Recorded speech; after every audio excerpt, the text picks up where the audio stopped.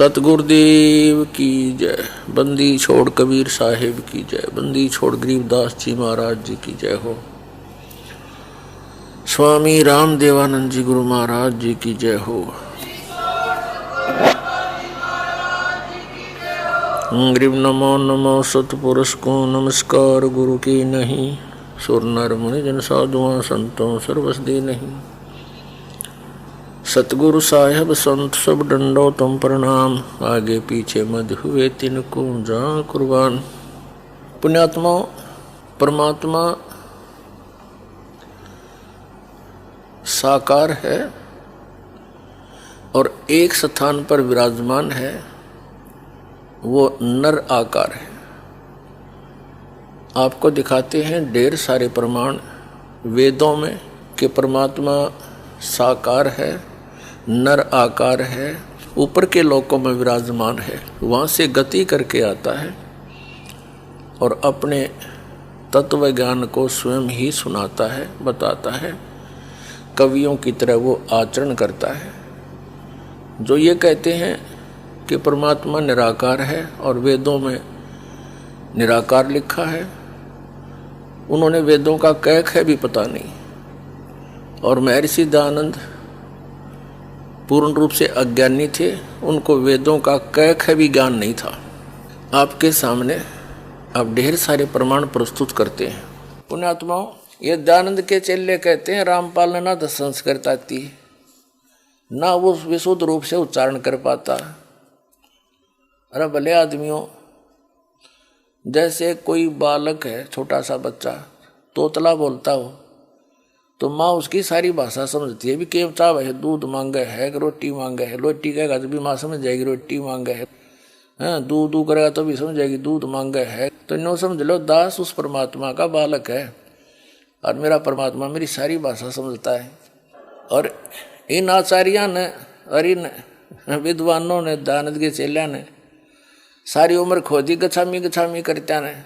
और ये दयानंद के चेले नो कहे रामपाल ने वैदिक रीति से वेद नहीं पढ़े। ये दयानंद ने तुमने पढ़ रखे वेद काट दी टाट, ज्ञान भर दिया, कख भी नहीं पता इन लोगों को। और सबसे बड़ी खुशी तो ये मनानी चाहिए, इनको कुछ अकल आनी चाहिए जो विरोध कर रहे हैं दास का, कि ये कहते हैं रामपाल ने संस्कृत नहीं आती और ये सारे ग्रंथ खोल के दर दिए। तो यही दिमाग से काम ले लो। Who is Rampal? ये दास उस परमात्मा का, ये रामपाल दास उस परम पिता का, उस परमेश्वर कबीर देव का दास है। उसकी दी हुई बुद्धि से सब सद ग्रंथों को समझा है। कहते 9 मन सूत उड़ जिया, ये ऋषि रहे झकमार। और सतगुरु यानी तत्वदर्शी संत ईसा सुलझा दे, उड़ जाए दूसरी बार। अब ईसा सुलझा दिया है, इस कलयुग में नहीं उलझ सकता अभी। अब ये थोड़े से दिन में ये ट्या ट्या करने वाले हैं ना विरोधी, सिर पटक कर बैठ जाएंगे। जनता इन्हें बोलने नहीं देगा। बच्चा बच्चा भी बस चुप हो जाओ, तेरे दिन सुन ली तुम्हारी ये बकवाद। अरे सामने प्रमाण दिखा रहा है। दास ने गला पड़ा लिया और जेल तक जा लिया इस सच्चाई को ऊपर लाने के लिए, और ये फिर भी बकवाद कर रहे हैं। इस दास ने तो न्यौछावर कर रखा है जीवन परमात्मा के लिए। परमात्मा के बच्चों तक इस तत्व ज्ञान को पहुंचा कर छोड़ूंगा, चाहे कुछ भी बीतो मेरे साथ।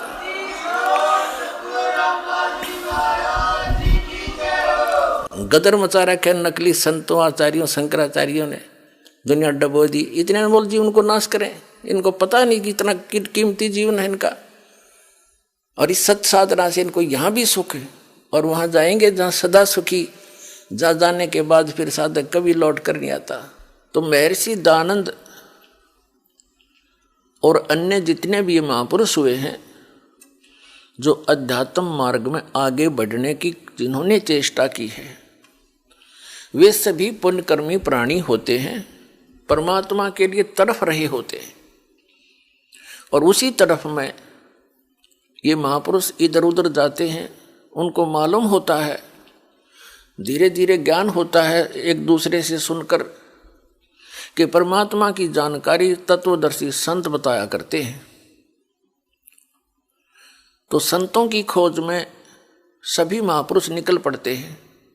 पुण्यात्माएं जितनी भी हैं वो भगवान की भक्ति बिना नहीं रह सकते। उसके लिए वो संतों के पास जाते हैं। उनका सौभाग्य और दुर्भाग्य साथ होता है। उनको जैसे संत मिलते हैं वो उनको परम संत मानकर आश्रित हो जाते हैं। उनके द्वारा प्राप्त ज्ञान पर वो दृढ़ होकर लग जाते हैं।